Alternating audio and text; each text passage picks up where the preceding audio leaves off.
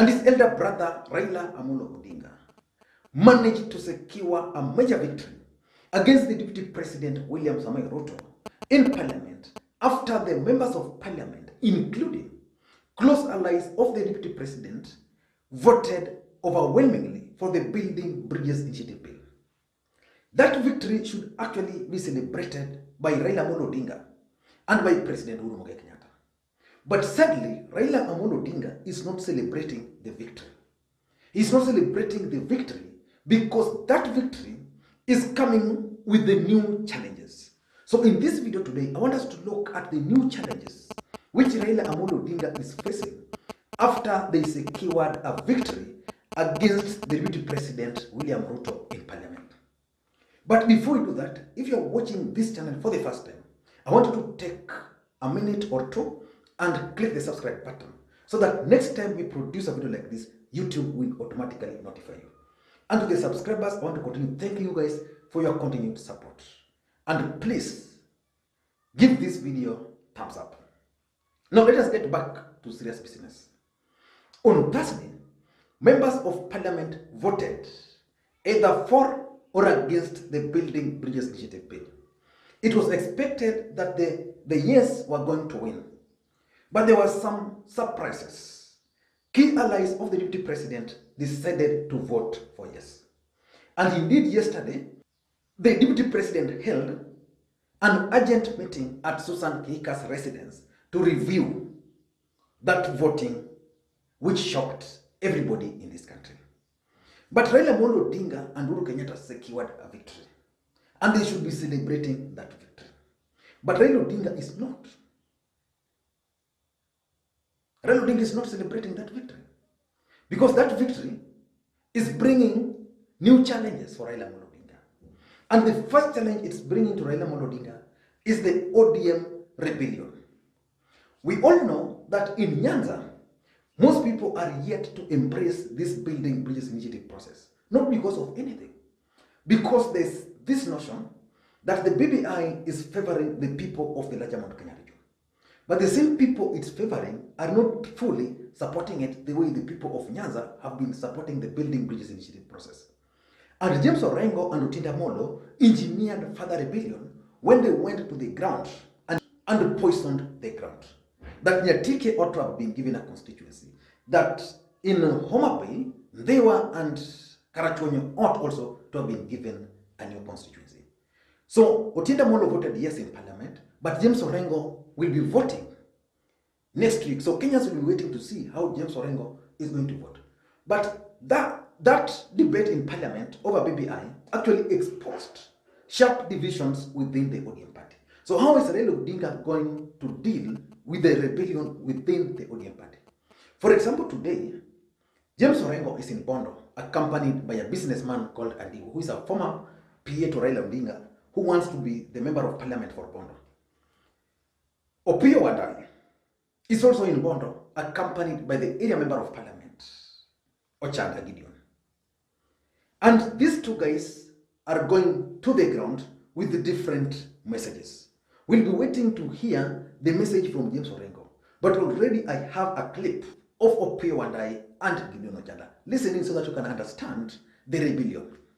The most important thing for us now as a people coming from this county, and indeed the Greater Nyanza region, is to rally behind our leader.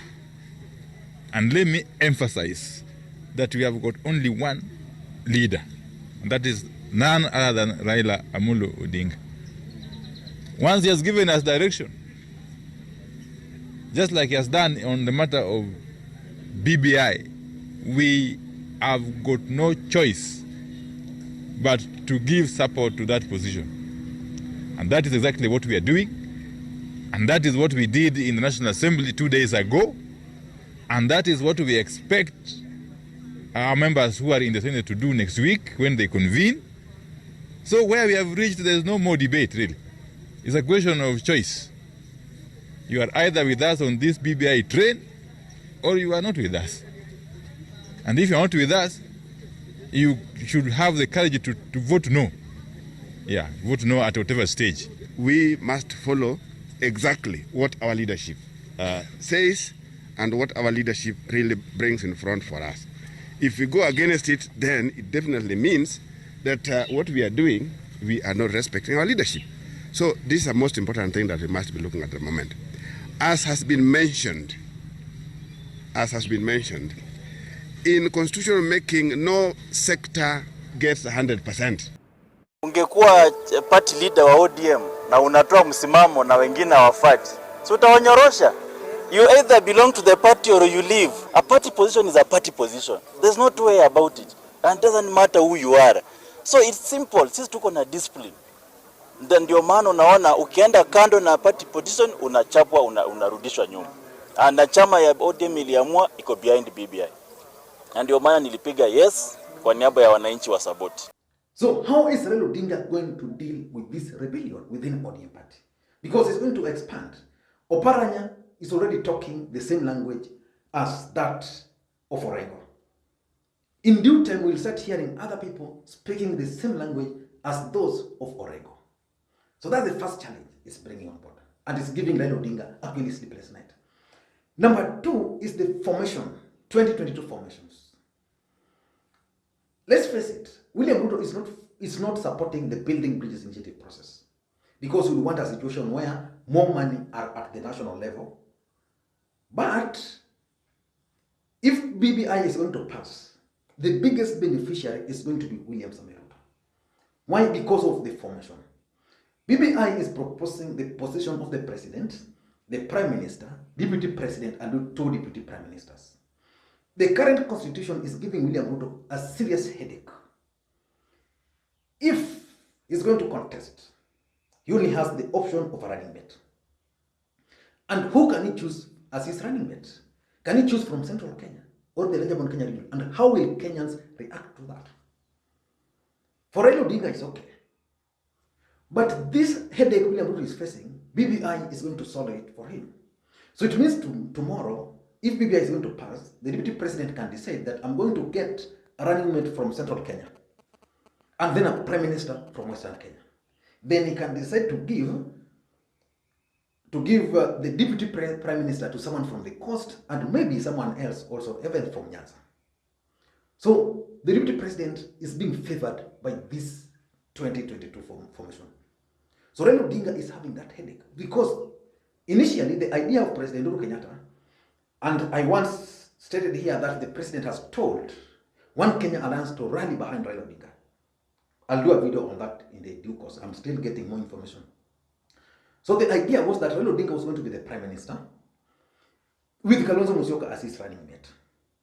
Then Musalia Mudavadi was going to be, Raila Odinga was going to be the presidential candidate with Kalonzo Musyoka as the running mate. And then the prime minister was going to be, say Musalia Mudavadi, and then deputy, either Joho or someone else. So Raila Odinga was set. But now this formation is also favoring the deputy president, William Ruto. So it really doesn't really matter then. Number 3 is Uhuru Kenyatta's support. The truth of the matter is that the main reason why the people of Nyanza, and especially the core support base of Raila Odinga, are worried is that they believe that Raila Odinga is being used. Raila Odinga is going to pass the BBI. He's going to help campaign for the BBI. He's going to do that because he's normally a good campaigner. Then the BBI, from all indications, is likely to pass. Uhuru Kenyatta is going to achieve his legacy. Then what next?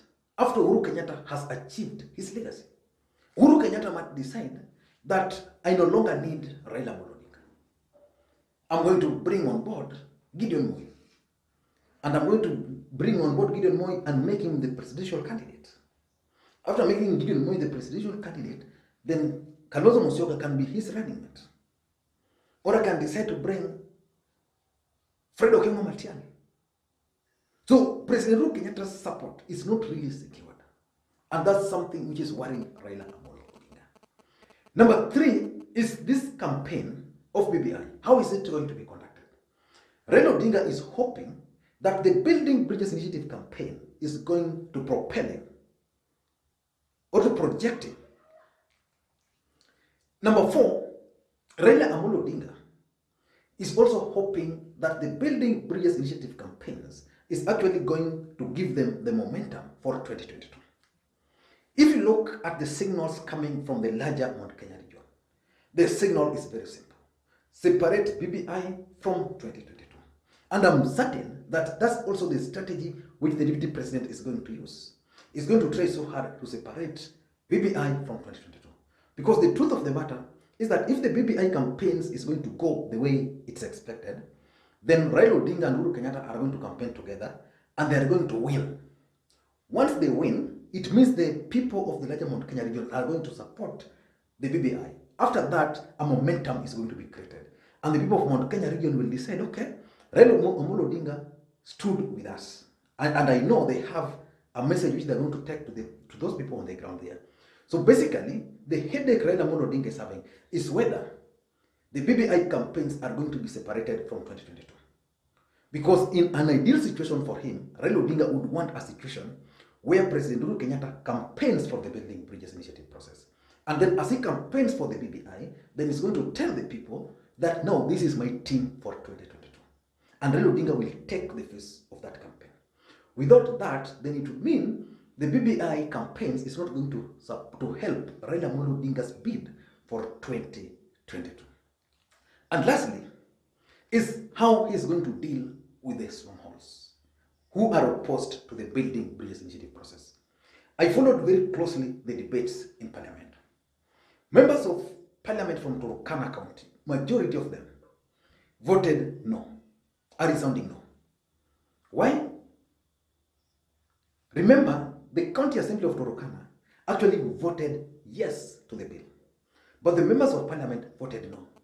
It can be interpreted that it's local politics, pitting Munyes and Josephat Nanok. But the truth of the matter is that the mere fact that these members of Parliament from Turkana voted no means Raila Odinga will have to convince the locals there to vote yes. And it means Nanok, and it means these members of Parliament are likely to go to the ground and campaign against the Building Bridges Initiative process. By doing that, they'll project, because they have issues that Raila Odinga did not consider Turkana the way he ought to have considered. Turkana is a very vast county, and the problem is population. So they had expected to get more constituencies. I think they're only getting one. So they have issues with this BBI. Turkana in Rift Valley has always stood with Raila Odinga, Turkana and the Maasais. So losing Turkana is something which is going to worry Raila Odinga. If you leave Turkana, you look at the voting pattern of the people of the northeastern Kenya. How did they vote? Majority of them voted no. And even the signals from the ground is that the ground in northeastern province is actually saying no. So it means Raila Odinga is also likely to lose the northeastern Kenya because he's always been perceived that is the guy who's been fighting for their rights. Northeastern Kenya are very bitter that the counties there are vast, the constituencies are big, but the major parameter which was used is population, which doesn't favor them. So they had hoped that probably Raila Odinga was going to come up with a formula which was going to also secure some of their interest. So those 5 issues are giving Raila Odinga serious political headache, despite the fact that they won overwhelmingly during the vote at the county assembly and also the vote in Parliament on Thursday. I don't know what to think.